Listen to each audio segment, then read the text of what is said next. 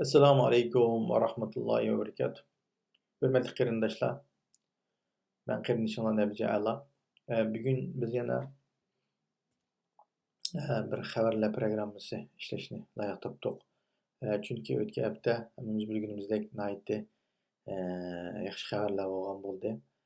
Buni bilibmi Amerikaning Xitoy bilan bo'lgan savdo suhbatida kelisholmaslik ahvoli tufayli ham uni oldidan hafta burun kimning 5. kuni Trump'ninki Twitter'da chiqargan nimasi bo'yicha 25% Xitoy bilan 25% bosh qo'ydiganligini, buni 10-yillar ijro qildiganligini degandek 10-yillar shu vaqtida Xitoy bilan bo'lgan Xitoyning miliga kelayotgan miliga 25% bosh ijro qilgan bo'ldi. Demak, Liuxa haftaning 4-kuni Washingtonga kelgan bo'lsa-mu, ammo haftaning 4 va 5-kunlik suhbat nihoyatda g'albisiz, yana Xitoyning o'zining burun degan va'dalardan chekingan sababli Amerika buning suhbatida bulardikida nimalar yo'q degan gapidan yana oldigan va'dasi tutmaydigan Xitoyning bu nimasini aniq ko'rgachga darhol bu jazoni yurgizgan bo'ldi. Demak, bu naydi g'ulg'ulab mayli Xitoyning paychak bozori olsun, mayli xalqarodagi Amerikaning dollarining o'sishi olsun, buning naydi turtkilik nima bo'ldi. Demak, bu nimada hozir Amerika bu jihatda ustunlikni egalladi ham Xitoyga mushunaq shaklda besim ishlatish orqali bir yoqdan suhbatni davomlashtirgan, agar suhbatga yana davomli nima qilsa, bo'lmasa yana undan keyin keladigan 320 milliardlik Xitoy melig'imi yana o'xshashlar bu jazoni yurgizganligini e'lon qilgan bo'ldi. Demak, bundan Xitoyning o'zining axborotlarida bugungi Tangirtog' to'g'ridagi Xitoyning yozgan obzorida nima deyilibdi desanglar, Amerikani gapida turmaydigan bu nima shaklida deb ta'tirsigida o'zining qilganishini Amerikaga atib turib iqtisodga bu suhbatga besim keltirib chiqadi, o'zining nimasini tanmoqchi bo'ldi degandek so'z iborani qo'llanib, o'zining qilganishini Amerikaga dengak shaklda Tangirtog' to'g'rining Uyg'urcha nimasiga chiqarib qo'yapti xabariga. Demak, nima deganda Xitoy almisaqdan yolg'on. Agar biz shu chet elda turib rost shu nimaning xabarini ko'rmagan bo'lsak, birinchi qo'l xabarini biz balki vatanda bo'lgan bo'lsak ishlam qilishimiz mumkin. Demak, nima deganda Xitoy azaldan bunday yolg'on yovdaq qilib o'ziga hech qanday qo'llanmay biz o'zimizning nima huquqini tutishimiz kerak. Biz vatanimizning qonunni hurmat qiladigan shakldagi buzg'unchilik qilib boshqalarning besimi bilan biz unda yerda turmaymiz degandek shaklda xalqiga o'zini vatanparvar ko'rsatib turib, nima deganda bir shaklda bu savdo nimada suhbatida o'zining yolg'onchiligi va ba'zi bir shartlarga o'zi boshda ma'qul deb keyin yeni voqealardagi bu qilmishlarini yushirib bir shaklda xalqqa e'lon qilgan bu tarafini ko'rgan bo'ldik. Demak, Xitoy azaldan yolg'onchiligini qilib kelib 70 yilning yog'i biz boshqa ishlarni bo'lsak, endi cho deganda bu suhbat jarayonida bir yilda Amerika xalqi va dunyo xalqiga Xitoyning o'sha yolg'onchiligini, mushtaq ushuqligini, mushtaqcho dafshaqligini, mushtaqcho chidamas, ana yili degan gibi yili o'zi rioya qilmaydigan, o'zining gapini, o'zining va'dasini o'zi buzadigan yolg'onchi, kazzab, saxtapazligini butun dunyoga oshkorlab berdi. Bu yaxshi bo'ldi. Demak, u savdo buzilgan bo'ldi. Shuning bilan bir shaklda hozirgi vaziyatda Amerikaning ustunlik tarafda turayotganligini, Amerikaning bu shaklda hech bo'lmaganda Xitoydan olgan boj bilan o'zining boshqa moliya kamchiligini to'liqlay oladiganligini buni qayd qilib so'zlayotdi qarindoshlar. Buning taraqqiyoti qanday bo'ladi? Yarim yo'lda yana qanday ishlar o'zgarish bo'ladi? 6-oyda Shiqan bilan ko'rishadigan bir vaqt tartiblari o'tirdi bo'layotdi. Mayli qanday bo'lsin, bir şekilde hazırlık boşlukta Amerika bir şekilde Xitoyga besim şekilde bir qadamlarni ilib mongan bo'ldi. Trump kelajida yana saylovga qatnashib, saylansa, texmi vaqtcha Xitoyning yana fursatdan bog'liqni agar yana savdo kelishmasa, kelajida saylangandan keyin Xitoy texmi buning besimning ortidagi buni ta'kidlanyotdi. Buni qanchalik bo'ladi? Yana kuzatamiz qarindoshlar. Yana birisi qarindoshlar. Endi Xitoyning ahvoli qanday bo'ldi? Bu narsaning bo'lgandan keyin Amerikaninki tijoratchilar nurg'un zakazlarni bergan.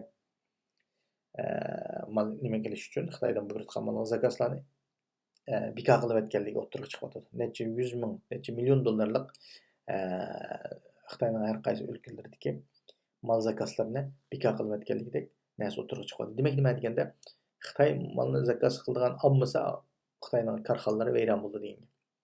Chunki u mallar qilib vaqtida xizmatchilarning maoshini taqib olmasa, bir odam mal zakaz qilmasa, u ishchilarni qanday tutib tura oladi? Ishchilarga pul bermasa, o ishchilar qanday uni ishlab beradi? Demak, nima deganda bu qatma-qat shakldagi besimlar Xitoyning ichidagi ishsizlikni keltirib chiqarish bilan birga, ya'ni shu Xitoyda turayotgan korxonalarni darhol tez shaklda bu rasmiy shaklda Trumpniki bu jazo qilingan aniq ekan. Xitoyning ta'tirlab qolibdi. Qasaq taraddud bo'layotgan, maqsad bularmi deyotgan korxonachilarga bir nima bo'ldi degan. Bir ig'ir bishorat bo'lgan bo'ldi ular darhol.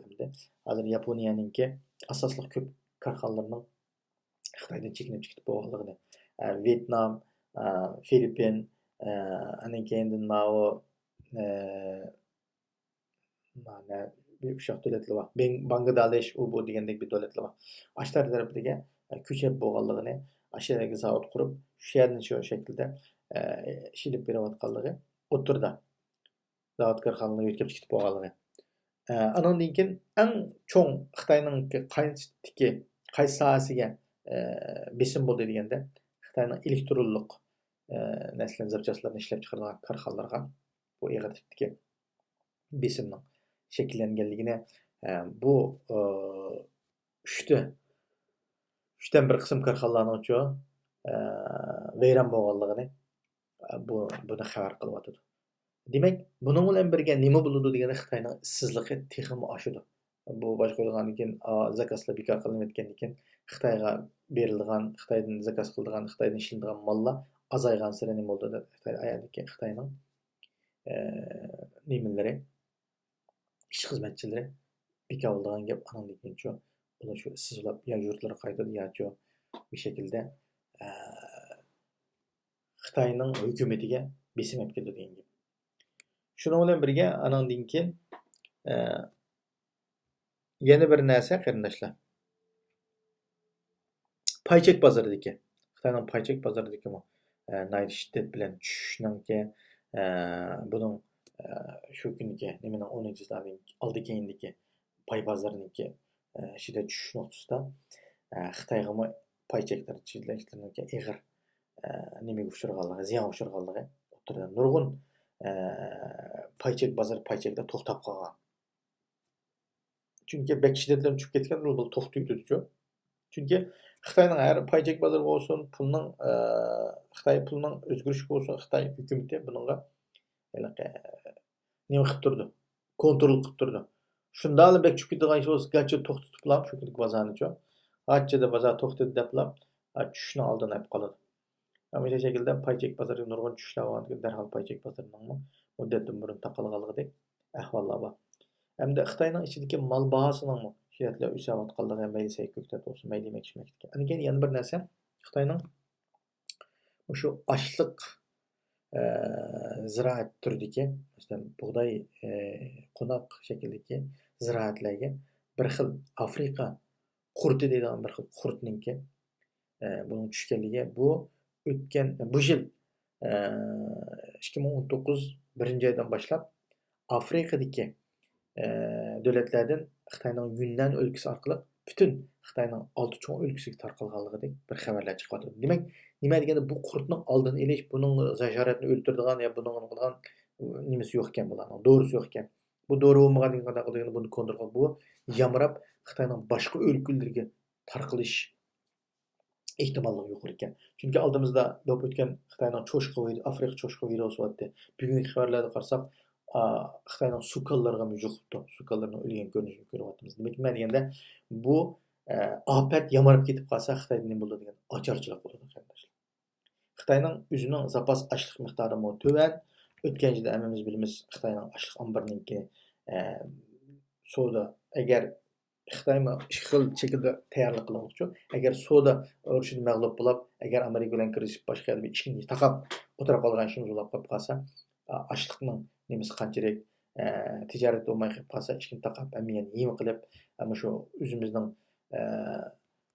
shu hukmronlik o'rnini saqlab qolamiz deb Xi Jinpingga ergashgan Gomush Kalvala bu şekilde Ulunun qo'shiqtoq, ulunun boshqa bir shaklda och qoladigan, yalang'och qoladigan ish bo'lmaydi. Bo'ldig'ini shu o'zining shu fuqarolari bo'ladi emasmi? Onun uchun bular ishi bo'lmaganda keyingi agar yana bir ehtimollar Amerika bilan tirkishib qolsak, bir shaklda ishni taqoblab, ilm berim qilmasak mayli, ziyon qilsak mayli. Chunki Amerika dunyo bo'yicha eng cho'ng bozor ekan-ku. Eng cho'ng bozor bo'lgandan keyin eng cho'ng foydaligan ekan u. Unda bo'lgandan keyin bu Amerika bozoridan qo'rqib qolsa, Xitoyning yarımdan ko'proq va undan 70% iqtisodiy cho'kishi mumkin ekan. Shuning uchun bular Yevropa tarafga o'tgan yildan boshlab yo'l ichib olgan bo'lsa, endi u yo'lning qanchalik rivojlanishida buni Amerikani qarab turmaslik mumkin. Yevropadagi boshqa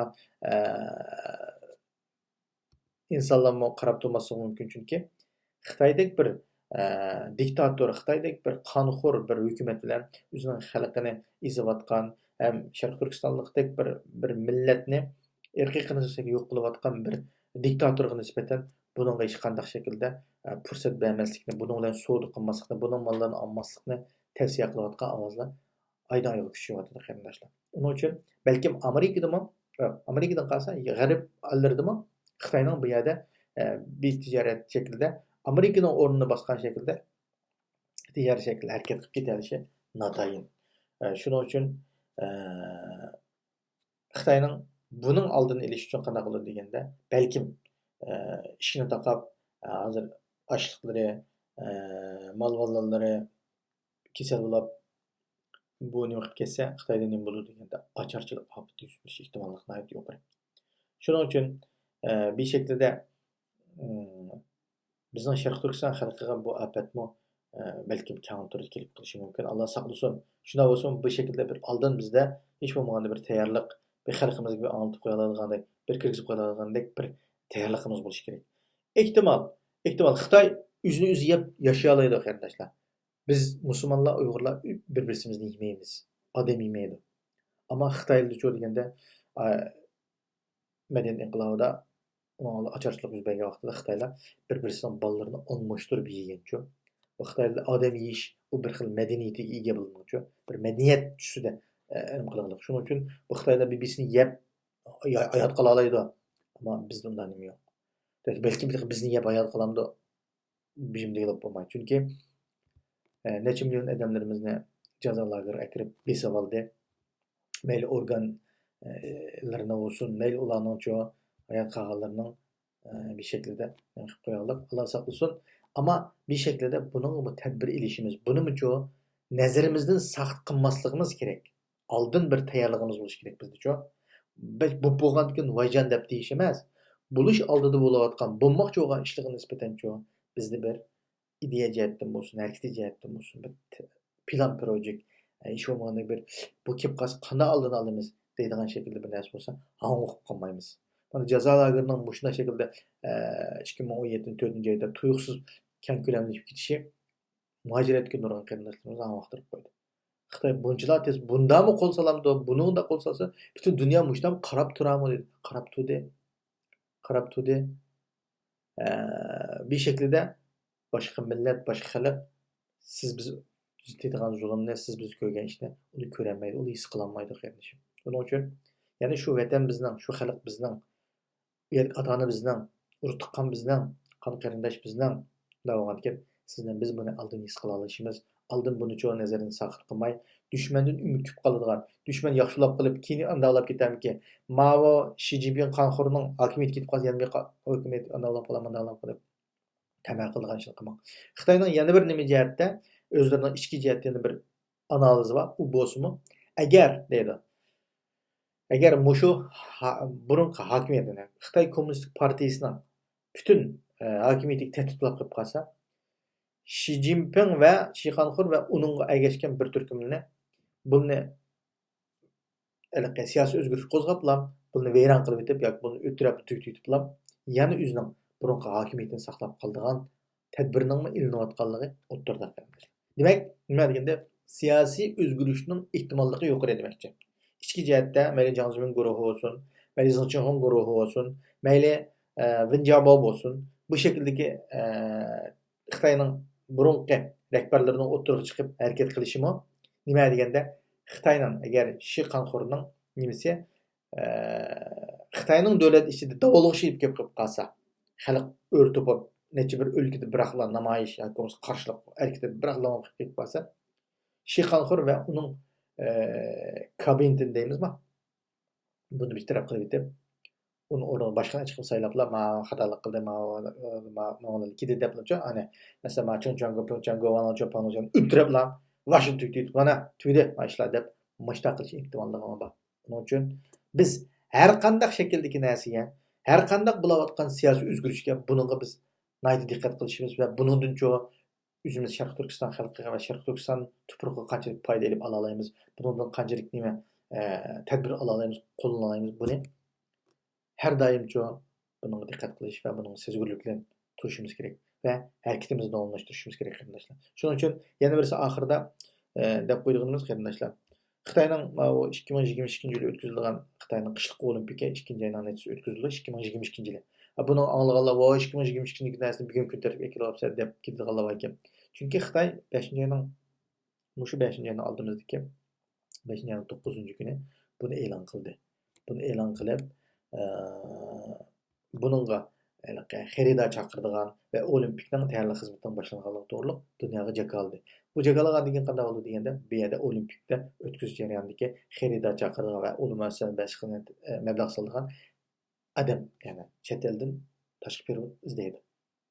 Unda vaqtida biz Xitoydek bir diktatorning, Xitoydek bir qonxo'rining bu yerga mablag' solmasligini bu shirkatlarga, o'zimiz turishlik davlatlarga, mayli Yevropadagi, mayli Amerikadagi, mayli Kanada, mayli Avstraliya qatorliq taraqqiy topgan davlatlardagi korxonchilarga buni uqtirishimiz kerak. Bunga mablag' solmanglar, bu qonxo'rga yordam qilganingiz bo'ladi, oq bo'ladi, ko'k bo'ladi deb biz Sharq Turkistonning va hozirgi o'zimiz ko'rayotgan zulmni buni anglashimiz kerak. Hozir shu Sharq Turkistonda korxonalarininki ashadagi Xitoyga hamkorlashib, mayli kamerasini olsun, mayli toksin yo'llarini olsun, mayli simlarni har qanday uskunlarni sotgan korxonalarni jazolashga butun dunyo harakatlantiryapti. Buning uchun biz bu fursatda 2022-yil o'tkazilgan bo'lsa-mu, buning oldin tayyorlik bilan boshlaganda bizmi qarindoshlarimiz boshlagandek #noto Beijing degan shakldagi hashtaglarimizni chiqarib, buni to'plarga rasmiy shaklda o'zimiz e'lon qilishimiz va buni ko'rsatishimiz bu shaklda Xitoyning 22-yil o'tkazilgan bu olimpikning buning bemaslikni, bunga mablag' solmaslikni, buningga qarshi bir ijtimoiy uchur vositalarida harakat boshlashimiz nihoyat muhim. Shuning uchun buni boshlatgan qarindoshlarimizdan Alloh rozi bo'lsin. Inshaalloh bizmi bu shaklda bir xalq bo'lish sifatimizda bunga yaqindan ovoz qo'shishimiz, yaqindan hamdamda bo'lishimiz nihoyat muhim deb qarayman qarindoshlar. Oxirida programmamizni yoqtirgan bo'lsangiz barmoq qo'lingizni chiqarib qo'ying.